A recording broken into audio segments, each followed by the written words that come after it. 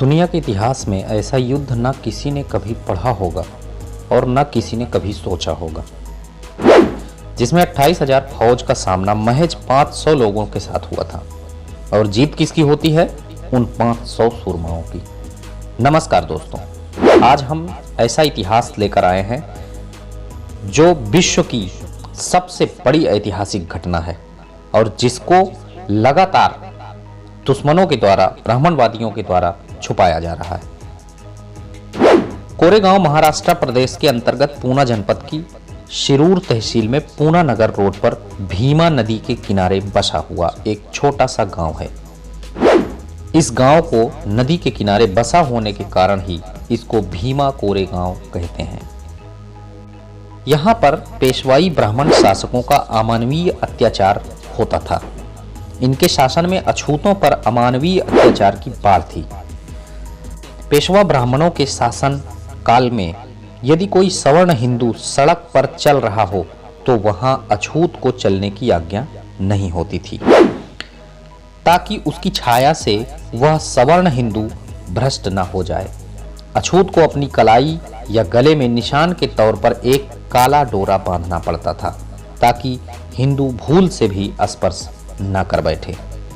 पेशवाओं की राजधानी पूना में अछूतों के लिए राजाज्ञा थी कि वे कमर में झाड़ू बांधकर चलें, ताकि चलने से भूमि पर उनके पैरों के जो चिन्ह बने उनको उस झाड़ू से मिटाते जाएं, ताकि कोई हिंदू उन पद चिन्हों पर पैर रखने से अपवित्र न हो जाए।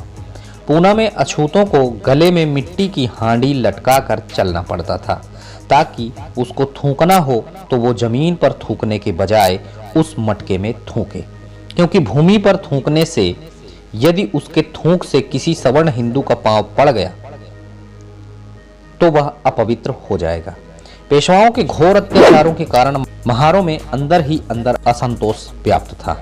वे पेशवाओं से इन जुल्मों का बदला लेने के लिए मौके की तलाश में थे।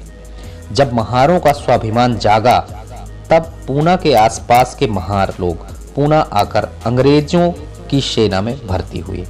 इसी का प्रतिफल कोरेगांव की लड़ाई का गौरवशाली इतिहास है। कोरेगांव की लड़ाई का गौरवशाली इतिहास।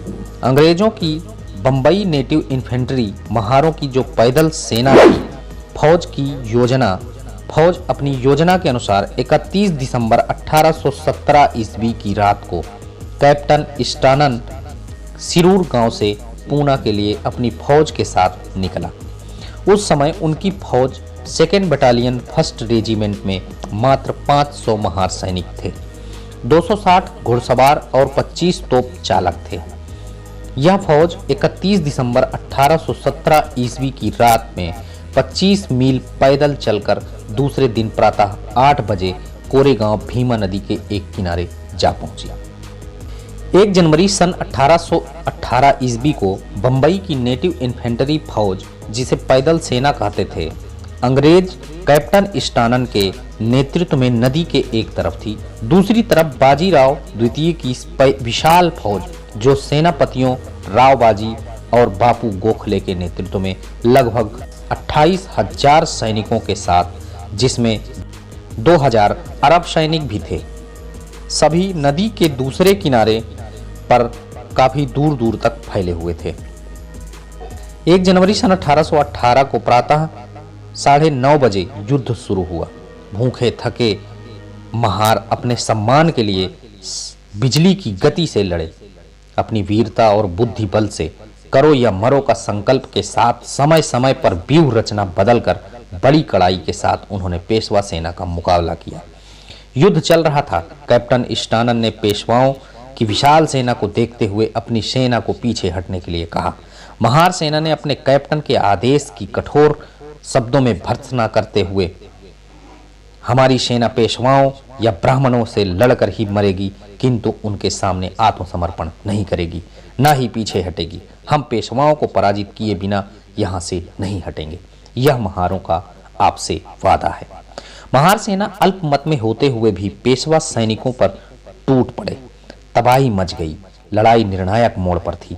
पेशवा सेना एक एक कदम पीछे हट रही थी।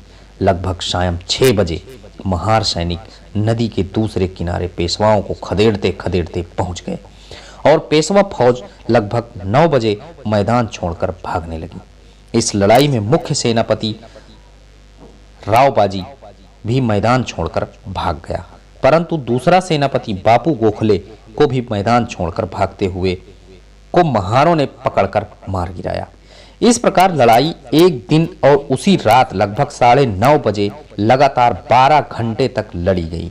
इसमें महारों ने अपनी शूरता और वीरता का परिचय देकर विजय हासिल की। महारों की इस विजय ने इतिहास में जुल्म करने वाली पेशवाओं के पेशवाई शासन का हमेशा के लिए अंत कर दिया। कोरेगांव के मैदान में जिन महार सैनिकों ने वीरता से लड़ते हुए वीरगति को प्राप्त किया, उनकी याद में अंग्रेजों ने उनके सम्मान में सन 1822 में कोरेगांव में भीमा नदी के किनारे काले पत्थरों का एक क्रांति स्तंभ का निर्माण किया। सन 1822 ईस्वी में बना यह स्तंभ आज भी महारों की वीरता की गौरव गाथा गा रहा है। महारों की वीरता के प्रतीक के रूप में अंग्रेजों ने जो विजय स्तंभ बनवाया, वहां उन्होंने महारों की वीरता के स्तंभ में अंग्रेजों ने स्तुति युक्त वाक्य लिखा। ब्रिटिश सेना को पूरब के देशों में जो कई प्रकार की जीत हासिल हुई, उनमें यह अद्भुत जीत है। इस स्तंभ को हर साल 1 जनवरी को देश की सेना अभिवादन करने जाती थी। इसे सर्वप्रथम महार स्तंभ के नाम से संबोधित किया जाता था। बाद में इसे विजय या फिर जय स्तंभ के नाम से जाना गया। आज इसे क्रांति स्तंभ के नाम से जाना जाता है, जो सही दृष्टि में ऐतिहासिक क्रांति स्तंभ है। यह स्तंभ 25 गज लंबे, 6 गज चौड़े और 6 गज ऊंचे एक प्लेटफॉर्म पर स्थापित 30 गज ऊंचा है। इस लड़ाई में पेशवाओं की हार हुई और महार सैनिकों के दमखम की वजह से अंग्रेज विजयी हुए। कोरेगांव के युद्ध में 20 महार सैनिक और 5 अफसर शहीद हुए। शहीद हुए महारों के नाम उनके सम्मान में बनाए गए स्मारक पर अंकित हैं। आज भी महार रेजिमेंट के सैनिकों बैरी कैप पर कोरेगांव की लड़ाई की याद में बनाए इस स्तंभ की निशानी को अंकित किया गया है। 1851 में दोबारा एक सैन्य समारोह में अंग्रेजी सरकार ने शहीद हुए सैनिकों को मेडल देकर सम्मानित किया। बाबा साहब डॉक्टर अंबेडकर हर साल 1 जनवरी को अपने शहीद हुए पूर्वजों को श्रद्धार्पण करने कोरेगांव जाते थे। आज इस पवित्र स्मारक पर लाखों की संख्या में लोग अपने पुरखों को श्रद्धा सुमन अर्पित करने आते हैं। लेकिन भीमा कोरेगांव युद्ध के 200 साल पूरे होने पर हजारों लोग कोरेगांव पहुंच रहे थे। उन्हें रोकने की कोशिश की गई, गाड़ियों में तोड़फोड़ भी किया गया। लगभग 40 गाड़ियों में आग लगा दी गई।